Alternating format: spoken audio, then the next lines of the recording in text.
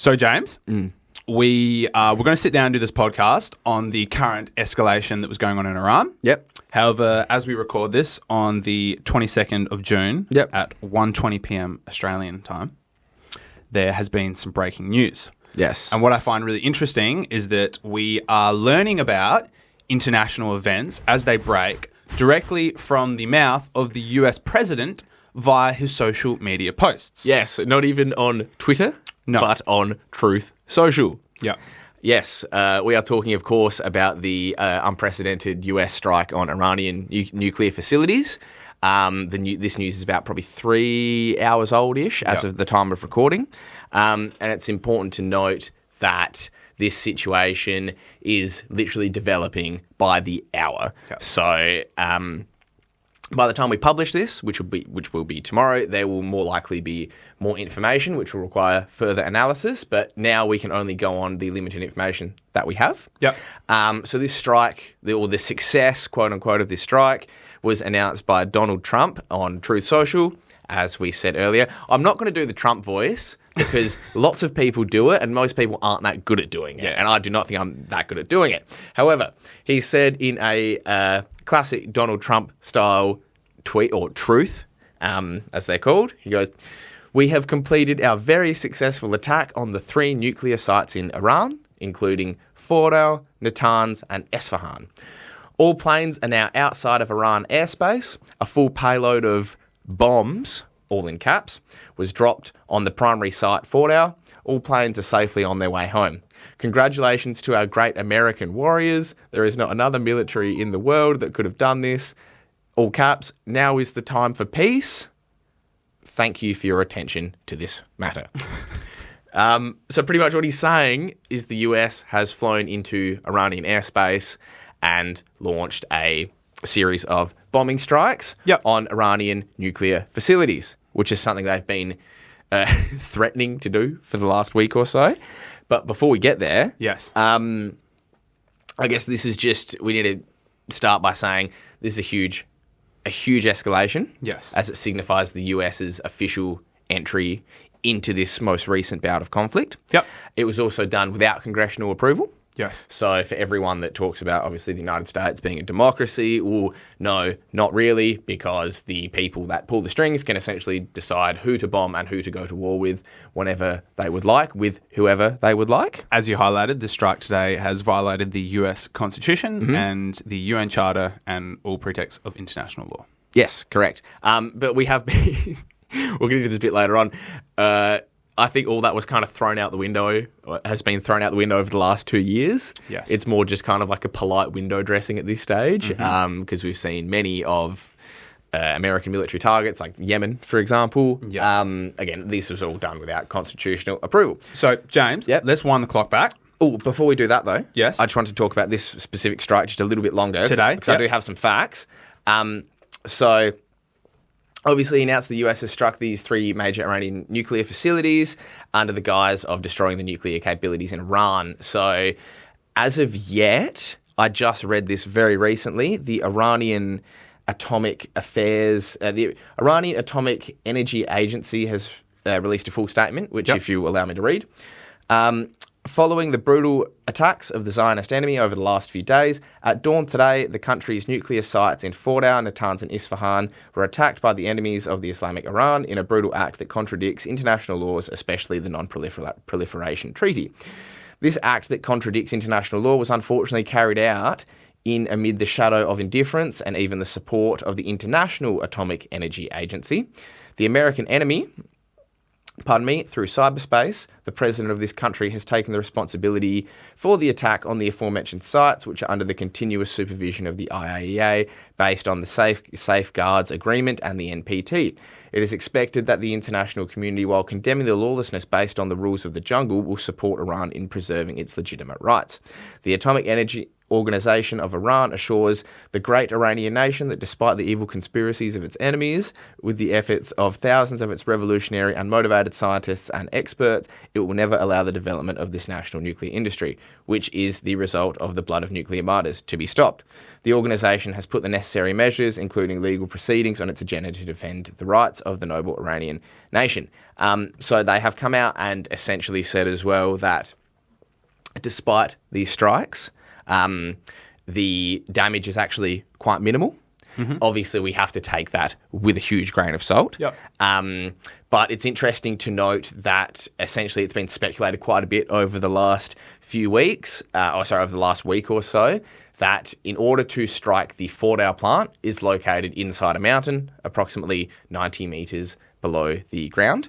So for a bomb to actually effectively cause damage to this facility, you would have to use what is called a GBU-57 bunker buster, which is a 30,000-pound bomb. It's essentially designed, it's huge, and it's designed to specifically destroy facilities and underground complexes like this. So Fordow is located approximately 90 metres beneath the surface. The GBU-57 can penetrate up to 60 metres of earth or 20 metres of solid concrete. So in order to actually get directly to the facility, you'd have to have numerous direct hits in the exact same spot. And obviously I'm not a military analyst, but this just seems like common sense. Once you've hit this spot once, there is going to be a lot of debris, a lot of dust. It's going to make further repeated targeting, precision targeting, a lot more difficult. Yeah. Furthermore, the subsequent strikes will only penetrate 20 to 30% of the initial distance. Therefore, it seems unlikely that at the moment these strikes have actually directly damaged the facility itself. However, I do believe that they would be very effective at destroying the entry and exits to these facilities and also other surrounding infrastructure. Yep. It's also been reported that there hasn't been any contamination or radiation measured from any of the other surrounding countries since then.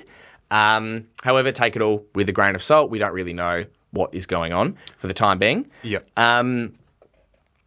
But it's also, the Americans have been, and the Israelis have been advertising this effectively for the last week. They have. So there's been full spreads in the New York Times with these great little illustrations showing you how the B-52 bombers would deliver these payloads and where they needed to strike in order to hit the nuclear facilities. Of course. So you're telling your enemy exactly what you're going to do in advance. And I think the Iranians would most likely be quite prepared for this, especially given the recent escalation of the last week. So I think it's very likely they would have essentially evacuated all sensitive personnel and equipment and material out of the site, essentially. And it's worth noting that the Israelis wanted the US to come and do this because they lack the capabilities. They don't have the bombs to strike these really deep facilities. Correct, yes.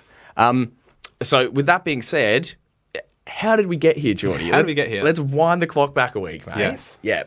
Last Friday the 13th. Interesting to note, it was Friday the 13th. It was Friday the 13th. The Operation Rising Line, if I'm not mistaken. It was called Rising Line, was correct? orchestrated by the Israelis. As we previously said, they come up with the most fantastic names for these violations of international law. You have to pay it to them. Yeah, I think Rising Lion, from what I can discern, I believe, so this was essentially a large-scale Israeli strike. So it was started on, I think, just after midnight on Friday the 13th. And the idea was they'd spent the last 7 to 8 months smuggling in drones, anti-air defense equipment, and mobilizing lots of their assets inside Iran. So what they did was they essentially had like little drone factories. They'd been set up shell companies to rent out warehouses and buildings throughout Iran in kind of major cities and areas, and which they had used to produce drones. Yes. Essentially with lots of assets that they had inside. I think there were a few Indians actually were arrested in Iran as being Israeli assets. And essentially what they did was they, in a coordinated kind of deployment, they went out and used lots of explosive drones to destroy Iranian air defense capability, so destroy their radars, knock out lots of their launches, etc., and then open up their airspace for a large Israeli strike. I think there were over 200 planes were involved, and they targeted Tehran and all three of these above facilities, as well as like ports, railway, other kind of infrastructure hubs. This was seen as a massive success by the Israelis. Interesting to note that there are a few parallels between this and the recent Ukrainian attack. You took the words out of my mouth. Yes, where there was honestly, essentially, almost the identical playbook was employed by the Ukrainians. Yes. Where they drove trucks full of drones up to the Russian air bases and then launched these drones and attacked the Russian strategic bombers. And look, I'm not going to lie, like, these people are very cunning. Yes. Like, to pull off an operation like that, very cunning, but it also requires months and months of planning. So you know that it wasn't just about the most recent developments. It wasn't in response, like in this case, it wasn't in response to the supposed breakdown in negotiations on the nuclear talks between Iran and the US. It's like, no, they've been setting this up for a long time. Same within the Ukrainian case. And it also shows, well, look, it gets pretty obvious that there is intelligence overlap between Israel, the US, and Ukraine, just in case anyone thought that Israel and Ukraine were acting as completely independent nation states. I have some news for you. They were not. No. As you highlighted there, James, when this attack took place last Friday, Steve Witkoff, who is the ambassador to the Middle East in the Trump administration, he was currently in negotiations with Iran as Israel struck. Correct. So therefore completely undermining their negotiations. Yes. So it's almost as if, God forbid, they were acting in bad faith and stringing the Iranians along. No. Who would have thought? We've never seen this happen before. No. I did want to say, though, just quietly, so the codename Operation Rising Lion, this operation was undertaken with the stated intent of destroying Iranian or damaging Iranian nuclear capacity. Yeah. I think that is like everything Israel does. That's actually not the stated intention. Just like their stated intention is in Gaza is to remove Hamas, whereas their real intention is to ethnically cleanse the local population. I think this is an example of where what they actually wanted to do was follow the playbook they'd used against Hezbollah. So have like a big overwhelming strike and also decapitate the Iranian leadership under the idea that, the ensuing chaos would cause and domestic instability would cause the people of Iran to rise up and overthrow the Islamic regime, because they did actually take out 3 high-ranking military figures. So they took out General Hossein Salami, who is Iran's highest-ranking military officer, Mohammad Bagheri, leader of the IRGC, the Iranian Revolutionary Guard Corps, and Ali Shamkhani, who's a former national security chief.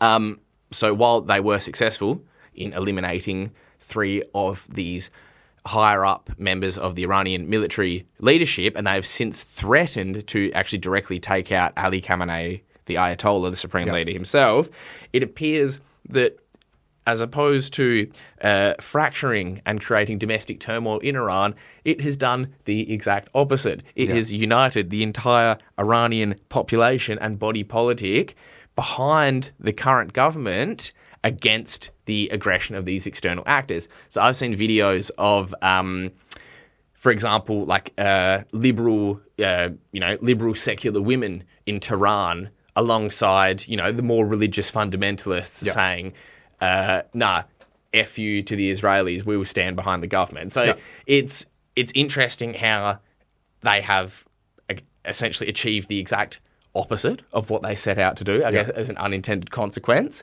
And I find that very, very interesting, because that will only make Iran a harder nut to crack. Yeah. Yes. So as you highlighted, this really hasn't got anything to do with nuclear weapons. That's kind of the facade that's used to justify it. It's about regime change. They want to cripple and destroy the Iranian government and balkanize the country. I believe that is true. Because they would rather a weak Iran, potentially with nuclear weapons, because let's face it, after these strikes, this is going to embolden the Iranian government to pursue nuclear weapons. Yeah, absolutely. Absolutely. The reason the US doesn't go in and bomb North Korea is because North Korea has nukes. That's right. The reason they don't go bomb Russia and China is because they have nukes. It's like that. There's a meme that's been floating around where it's a scene from Breaking Bad, but they've changed the dialogue in the subtitles. So it's one character going, "All right, Iran's developing nukes. We have to go bomb Iran." To which the reply is, well, why don't we go bomb Russia or China as well? To which the reply is, are you crazy? They have nukes. Exactly. No, so I think that's only going to harden their resolve. Yeah. Like it's going to look. It's kind of terrifying in a lot of ways. Firstly, because I think we are entering a very lawless period where the norms that have been established post World War II are just being violated and completely disregarded. Yeah. And look, this has always happened. Great powers have always violated international law. But, however, I think that it has created a constraint on behaviour inside the international arena. To a certain extent, yes, I would agree. To a certain extent, and it's still important. The UN Charter is still important. Yes. And this allows great powers to interact with one another, set norms, and hopefully actually cooperate towards things we need to achieve. That's the idea, However, yes. for example, Trump's tweet last week when they blatantly talked about knowing where the Ayatollah was and saying that we could assassinate him at any point is just completely wild. It's insane, yeah. It's just wild. The thought that you're openly talking about assassinating the leader of a foreign country while at the same time pretending to be in negotiations with them. And at the same time, the Israelis are targeting military leaders and government officials High leadership. And assassinating them. Exactly. And I think that's the same playbook they've used against Hamas, obviously, and the same playbook that they've used against Hezbollah. I will say, though, that Iran is a nation state. So they're the government that represents a nation state, whereas Hamas were, a political organisation, as were Hezbollah. Doesn't make them any more or less legitimate targets, but they were not representing another state as a whole. It'd be like if the Iranian Ayatollah Khamenei came out and was tweeting, and he has some good tweets, actually. I advise everyone to go and read his tweets. He came out and said, we know exactly where Donald Trump is at all times. And implying these kind of vague threats. And as Israel was violating international law, we had Pentagon Penny. Oh, that's a good one. Penny. And illustrate the doublespeak that Western leaders are employing. Yeah. And she said this about the Israeli strike on Iran. Exercise restraint, and we have to return to dialogue. I'd note that's what Prime Minister Starmer has said. It's also consistent with what President Trump has said. I think anyone looking at this understands the consequences of this escalating, of regional escalation, so that is more countries potentially being affected. That is a risk to all the peoples of the region. But does Australia think what Israel has done was justified and legal? Well, Israel has a right to self-defence. It does have a right to self-defence, but the question here is, not a legal proposition. The question here is, what do we do now? We know Iran is a threat. We know that its nuclear program poses a threat to international peace and obviously to Israel. What do we do about it, and how do we respond in a way that lessens the risk of more civilians, particularly in the region, being brought into this conflict? The Orwellian doublespeak It was hurt. just there on display. That hurt. That gave me a slight headache listening to that. Yeah. So you can clearly attack another country and then deploy. No, it was in self-defense. It was in self-defense. Yeah, Israel has a right to defend themselves against 7-year-old Palestinian children and a country that does not share a border with. Yes. Wow, amazing. Yes, it is correct. truly amazing. And we've seen over the last week. So after this initial Israeli strike, Iran launched their much long-awaited sequel called Operation True Promise 3, in which they have begun an extensive missile and drone campaign against Israel. Yes. And this is the first time that we've seen Israel actually take sustained heavy damage. Correct. We have seen, and Israel has responded, obviously. There's been kind of lots of bombing, missiles, drone attacks back and forth. Yep. But we have seen huge damage in Israel itself. So we've seen military and intelligence facilities taken out. We've seen critical, like the port of Haifa has been completely shut down. There's been a few other sites, quite notably. It's important to note that Israel has obviously imposed a strict military censor, so people are not allowed to film and publish what is going on, but we have seen a lot of footage and photos still coming out, and it's quite interesting. I've heard people in Israel say things like, they're making Tel Aviv look like Gaza. Yeah. And obviously they cannot see the irony behind such statements. Yes. And obviously we need to preface that all life lost is terrible. Of course. Any sort of conflict escalation is bad for both the people in that nation and bad for the world, bad for humanity as a whole. But it's very interesting to see how Israel responds to, shall we say, a fraction, a tiny, not even a percentile of the carnage that they have wreaked upon other less defenseless peoples. Yeah. So it'll be interesting to see how their society as a whole can withstand this and hold together. It's important to note as well that I believe Israel has reported 24 deaths so far, whereas Iran has reported over 600 people have been killed in Israeli strikes. So I guess it's good that Iran doesn't have a policy of directly targeting civilians, unlike Israel does. But I think we're only going to see further escalation.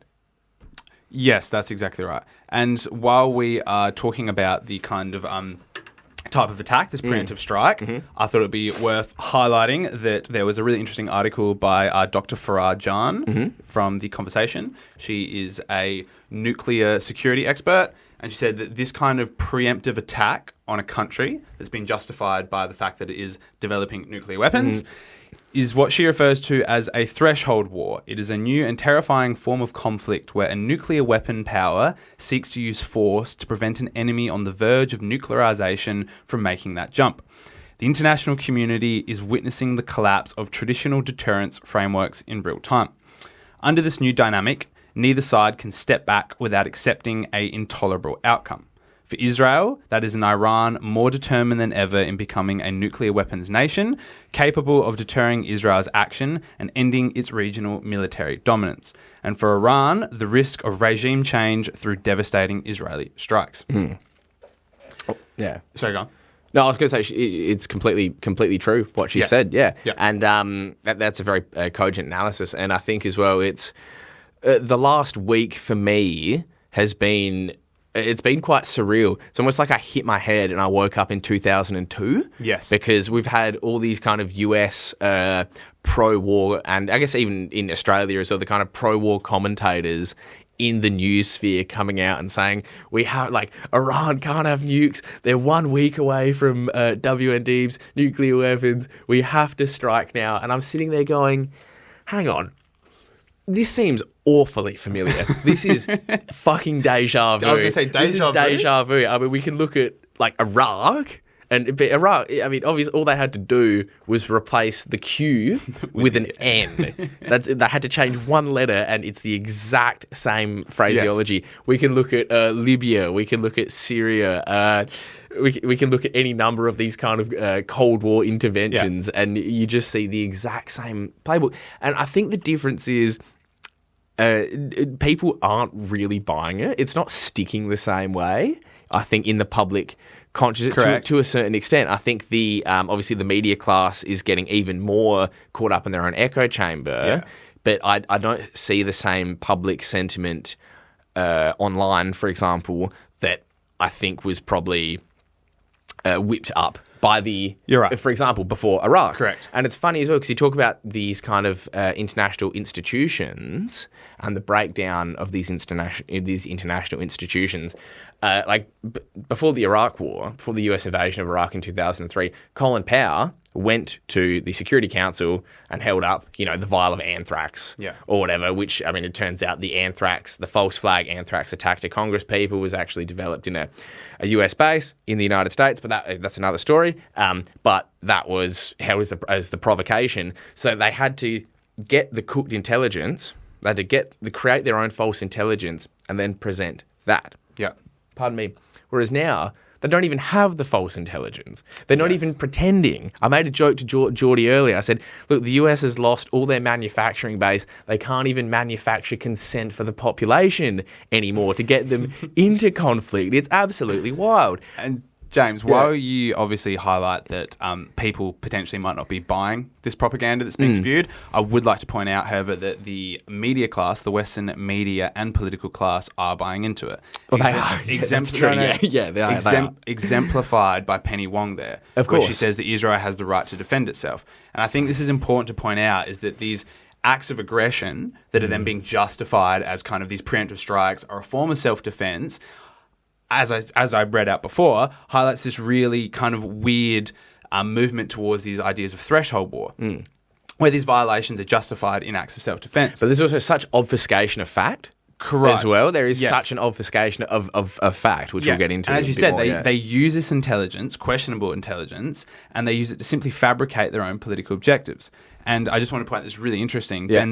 Ben Sol, who is a Australian lawyer, wrote for The Guardian earlier saying that this concern is the risk of abuse of anticipatory self-defense is simply too great and too dangerous for the world to tolerate. Many countries have hostile relations with other countries. Allowing each country to unilaterally decide when they wish to degrade other countries' militaries, even when they have been attacked, is a recipe for global chaos and for the unjustified deaths of many innocent people. Would Australia accept, for example, another country's right to preemptively bomb our AUKUS program if they perceived it as a security threat? And before I read this is exactly what I was thinking. Yeah. Could you imagine if China came out and preemptively targeted, say, the US air bases in Darwin, which will be hosting US B-52 bombers with nuclear capabilities? Yeah. Which arguably are only there to project force onto China. That's exactly right. We would not accept Correct. that. But now what is happening is that as Israel does this and the US does this, and as the entire Western political establishment defends it, it is setting that precedence to allow more unlawful actions and actions against us as well. Of course, yeah. The chickens are starting to come home to roost in that regard. So yes, this the intelligence that was justified for this attack is interesting to highlight. Yes. Because a few months ago, I think it's probably about a month ago, we did a podcast and you talked about Tulsi Gabbard's report that Iran was not developing nuclear weapons. Correct. Or was not intending to. Develop nuclear weapons. Correct. So we went over in granular detail the Director of National Intelligence and their annual threat assessment of the US intelligence community and highlighted very specifically the fact that they are very clear in that report that Iran does not have nuclear weapons, does not necessarily want to develop nuclear weapons. However, they are a lot more concerned with getting around sanctions and economic growth and development in their own country. And the media were quick to point this out and actually pose it to Trump himself. Yes. As he was exiting Air Force One, the media actually asked him exactly about Tulsi Gabbard's report. Material that they've gathered already. It's a tremendous amount of material. And I think within a matter of weeks, or certainly within a matter of months, they're going to be able to have a nuclear weapon. We can't let that happen. What intelligence do you have that Iran is building a nuclear weapon? Your intelligence community has said they have no evidence that they are at this point. Well, then my intelligence community is wrong. Who in the intelligence community said that? Your Director of National Intelligence, Tulsi Gabbard. She's wrong. So, James, in the Iraq War, Yeah. the intelligence was fabricated Yeah. to manufacture consent. Yeah. Now the intelligence is simply ignored to manufacture consent. Correct. Yes. Yeah. Yeah. It's not existent. It's not there. It's wild. And Trump, man, it's hilarious. Sorry, I'm derailing the conversation here a little bit. It's just sad. He doesn't even say funny things anymore. He doesn't even have that comedic value that I was hoping for before he got elected. He's just a bitter, angry, not very well spoken old man. Essentially, Correct. That's exactly right. And you're right, James. In some ways, look, we were potentially fooled because we had previously said that this incoming Trump administration might be good for the international order in the sense that they might try and seek more business-orientated relationships and exchanges with other countries and hopefully pursue a more kind of pragmatic isolationist policy, Yes. which I was hoping really hoping that that would somehow kind of bring a form of stability to the international order Correct. that we hadn't previously had under the Biden administration. Correct. However, proven wrong. People had said this, Yep. and I think we have gone from bad to simply worse. Yeah, somehow we've gone from essentially allowing the Israelis to commit a genocide to allow them to escalate into a full-blown regional war. Yeah. Amazing. And what this war does, as you just highlighted, is that it detracts from the ongoing genocide. And I think this Yes. is a big part of why they launched this war. Yep. Because let's be honest, wars are never launched for one reason. No, it's a of course not. multiplicity of interests and reasons that course. create these conflicts. And it provides the perfect cover. Yeah. Because just a few weeks ago, we saw leaders of European countries and Australia come out and for the first time start condemning Israel's actions in Gaza and pressuring them with the possibility of sanctions. Yes, at least rhetorical Sanctions. Yeah. But there was that shift. We saw that shift in the media, Yep. in the pro kind of Western media, Yep. starting to say this is unacceptable what Israel's doing in Gaza. And as that momentum was turning a little bit, Bang. Israel launches this Launches attack this on attack. Iran. And I think that is a massive part. Well, the timing, for the conflict. yeah, exactly, and the timing, the timing is very important, and it's important to note as well that, again, on a daily basis, the Israelis are killing 50, 100 Palestinians. It almost seems like it's like a sport for them now, just killing them while they're lining up for aid and starving them. So that is still ongoing, and we will never obviously forget that. We will always keep reporting on that while it is happening.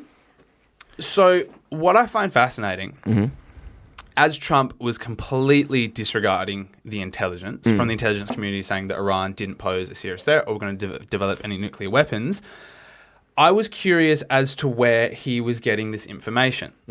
That He doesn't trust he doesn't get it from his own intelligence, officials. No, and I was curious as to what is he being fed for him to disregard the intelligence assessments?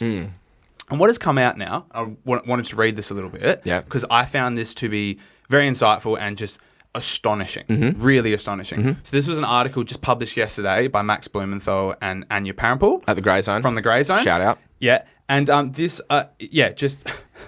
I'll read a little bit out. So basically, an official in the Trump administration has told the Grey Zone that the CIA director, John Ratcliffe, and US CENTCOM commander, General Michael Kurilla, have become vehicles for Israel's Mossad and military as they seek to manipulate the US into attacking Iran. The Trump official referred to Ratcliffe, who is the freaking CIA director, as Mossad's stenographer. Ooh, rough. So, according to the official, Ratcliffe and Kurilla have pressured Trump to join Israel's war more directly by regurgitating overblown briefings they received from the Israel military and Mossad director, but without informing the president that the intelligence was derived from a foreign third party. So, this US CENTCOM commander and the director of the CIA have these really close relationships with Israel Mossad and the Israel military, and they're getting this overblown intelligence and they're feeding it directly to the president. That's amazing. And what's come out is that the Grey Zone have also reported that Tulsi Gabbard is being completely excluded from these conversations. Wow. Yeah. So that shows, well, again, that answers that question. Where's the intelligence coming from? Who's pulling the strings? So Ratcliffe has said to take directions from the Mossad and read the documents they've prepared to the president without any sense of critical detachment, or disclose that the assessments came from a foreign country rather than the US intelligence. Then there is General Kurilla, who appears singularly focused in meetings with Trump on making the case for a US attack on Iran. Just last year, the pro-Netanyahu Israeli outlet Israel Hayom described Kurilla as a vital asset to Israel. And the UK's Telegraph referred to the commander this June as Israel's favourite general. Wow. And just in conclusion here, for his part, Trump's views are said to be shaped by constant exposure to Fox News, which has transformed in the past few weeks into a 24/7 commercial for war on Iran. Fox News coverage has become so transparently influenced by Israel's propaganda machine that Steve Bannon, the former White House chief of staff and intellectual architect of the America First movement, called for a Foreign Agents Restriction Act investigation to be placed on Fox News. Wow. Yeah, wow. Well, that does demonstrate just the infiltration and the influence And that this foreign government, which is not the United States, Correct. has on US decision making. And it begs the question, James, we've talked about this previously, and this is always, in analysis, it's always brought up, does the tail wag the dog, or does the dog wag... No, seriously, it's a serious question. It is. Is the empire using Israel as his attack dog? Yep. Or has Israel captured the US administration Yep. through AIPAC and other congressional committees Yep. to be able to do its own bidding? And I still can't make a conclusion. Because do you know why? Yes. I don't think it's either or. It's a symbiotic relationship. It's a symbiotic relationship to perpetuate their mutual aligned interests in that region. Correct. Essentially. Yes, that's exactly right. That's the only conclusion I've been able to come to, because I spent a lot of time thinking about this. They have to justify. Israel has to justify their existence in that system. Yes. And to perpetuate their existence in that system. Yeah. And that is how they do it. They use these mechanisms. That being said, on an overall kind of a macro analysis, they act as part of an appendage of US imperialism, but that doesn't mean that they do not have to justify their existence. Yeah. And continue furthering their goals, because their goals at the end of the day will align with the US empire. Yes, that's exactly right. And also, we should not forget, we also shouldn't forget the other players involved in this. Yeah. And I think there was a very revealing moment the other day where the leader of the Tory party in the UK on television being interviewed by the BBC. Cami Badenoch. Yeah. So you've seen I've seen this, say? yeah. Let's play this, what she had to say about the ongoing conflict. Absolutely.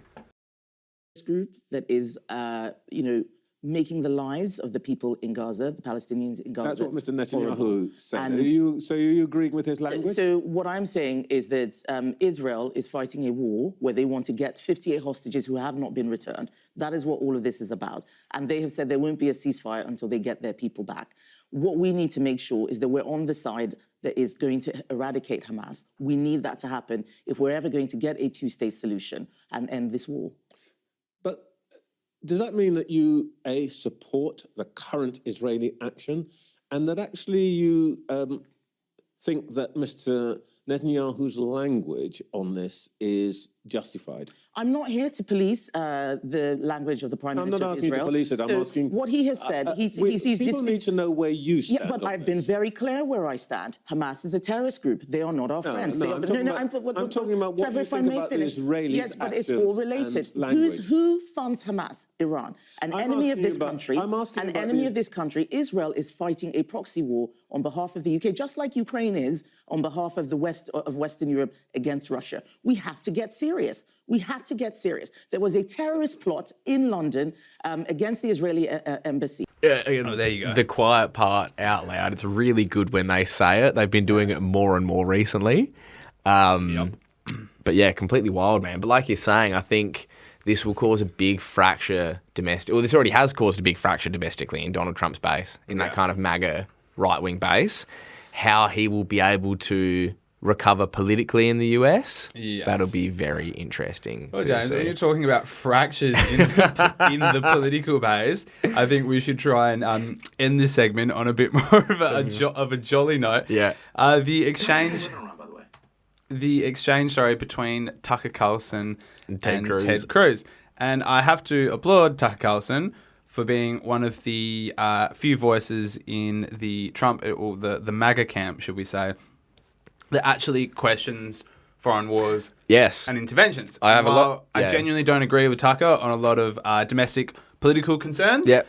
When it comes to US empire, I think he generally understands the folly. Yeah, he knows it. He's seen it from the inside. Correct. So you may have seen this exchange between Tucker and Ted Cruz. Obviously, Ted Cruz being one of the largest recipients of AIPAC money, the pro-Israel lobby. This was just absolutely hilarious to witness. How many people live in Iran, by the way?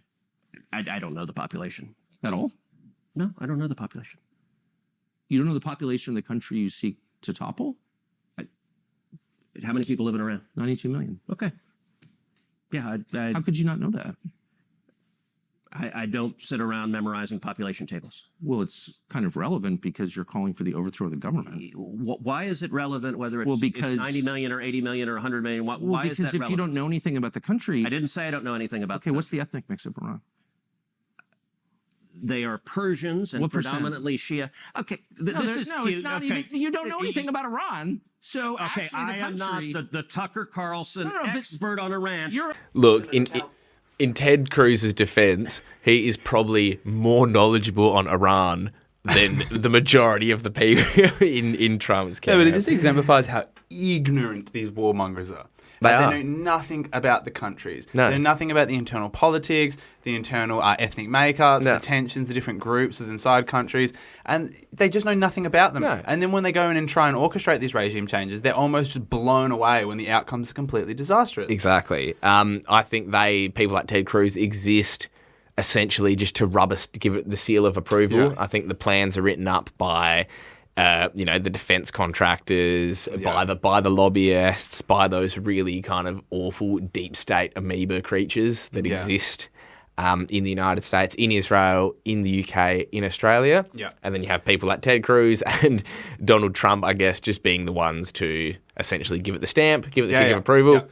Send it on the way. And look, man, you have to give Tucker Carlson props for actually having these politicians on and putting it to them. You will not ever see that on establishment media. No. And you have to admire the way he laughs in their face and mocks them. Absolutely. It's hilarious. And he is one of the few people that can do that, being a proud conservative. Yeah, that's exactly right. So he can actually use their own stated ideology to undermine their position that they're taking. Yes, that's right.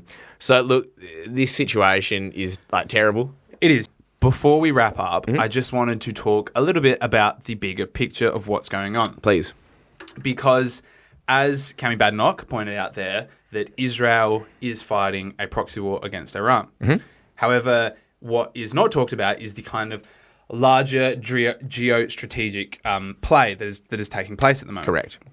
Because Iran obviously acts as a conduit between Europe and the Far East, in the sense that once you take out Iran, you then have Pakistan, and that kind of exemplifies the last country that stands in between Russia, China, and the West. Correct. And just last week, Pakistan came out and said that if Israel was to nuke Iran, they would retaliate with nuclear weapons. Yes, I'm not sure if that was just an empty kind of statement or if that was However, true, they still but said it does directly affect their security. Yes. And I think, again, as part of we've seen the Russia-Ukraine war was an attempt to kind of destabilize Russia. Yeah. This is going to be an attempt to dismember and take Iran out of that kind of orbit of Russia and China. Yes. Not only geographically, as it is located, it is the soft underbelly of Russia. Yeah. You destabilize Iran, you've got 92 million people, you're going to have a spread of extremism.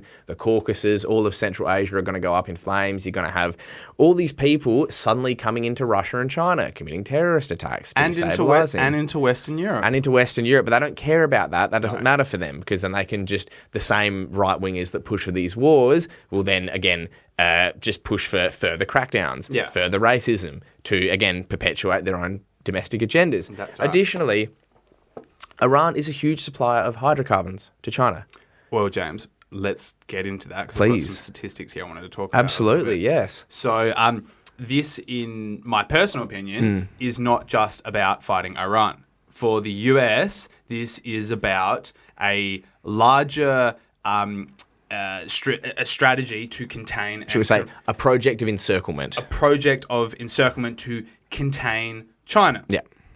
So what is actually being left out by the establishment media and much of the commentary is that the US is targeting Iran in order to weaken China. So back in 2021, the Chinese government signed an agreement with Iran to invest $400 billion in exchange for discounted and steady supplies of hydrocarbons. This included $280 billion to develop the Iranian hydrocarbon sector and a further $120 billion to upgrade Iran's transportation and manufacturing sector. And just this year in May, the first train travelled along the China-Iran Overland Corridor, a railway that links the two countries, bypassing maritime routes and linking Iran to China's Belt and Road Initiative. This new railway system reduces maritime transit from 30 days to 15 overland and allows Iran to bypass Western sanctions and economic isolation. Furthermore, the railway allows China access to maritime routes far from its maritime borders and secures energy imports via land, making it harder for Western countries to isolate China in the event that the US decides to close the Strait of Malacca, where 90% of global trade passes through. Correct. So this inland route allows Iran to supply hydrocarbons to China, which China desperately needs, and it allows China to link its economy up with much of Central Asia, Western Europe, and Africa. Correct. And allow maritime ports alongside the Persian Gulf there, which it otherwise wouldn't have. Correct. So this, in my opinion, is something that's really overlooked in why the US actually would go in and pursue to destroy the Iranian government. Absolutely correct. And all you have to do is look at a map. We discuss this all the time. I advise people to look at where things are located and Get your map out. Get your map out, what they're near, what they're bordering, and whose interests are where, because you can often kind of discern a lot. There's a certain amount of reading between the lines that you can do just by visually being able to see the locations of these places. And like you're saying, China's whole, Belt and Road Initiative is to bypass essentially most of the, shall we say, maritime kind of trade routes, of which the United States, having the largest navy in the world, does have the power to close, use as choke points. Example, Panama Canal, Suez Canal, Straits of Malacca. There's a reason that it's these same places where these hotspots are and where things fire off. And obviously, that does just benefit China, but it benefits all these countries in this region.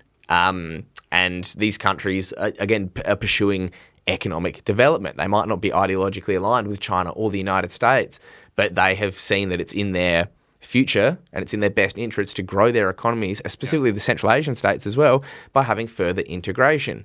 More trade is better for everyone in this regard. And that is where the real danger, I think, and the real tragedy of this whole thing comes in my opinion, is that the people that conduct these kind of geopolitical chessboard exercises where they can just sacrifice countries under the altar of their hegemony, at the end of the day, there's hundreds of millions of people that suffer. There's whole regions thrown into chaos, and there's so much human potential in terms of innovation, in terms of creativity, in terms of all the amazing things that humans can do.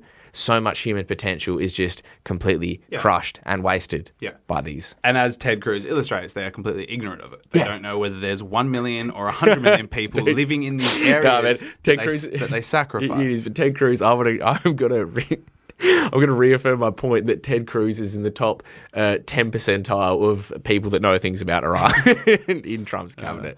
All right, James. Let's wrap it up. There's a lot that we could have said. There's a lot more I'm thinking about now. There's a lot more to this analysis, but we just wanted to bring our audience some of the kind of more relevant stuff that's happening as of the breaking news as of this morning.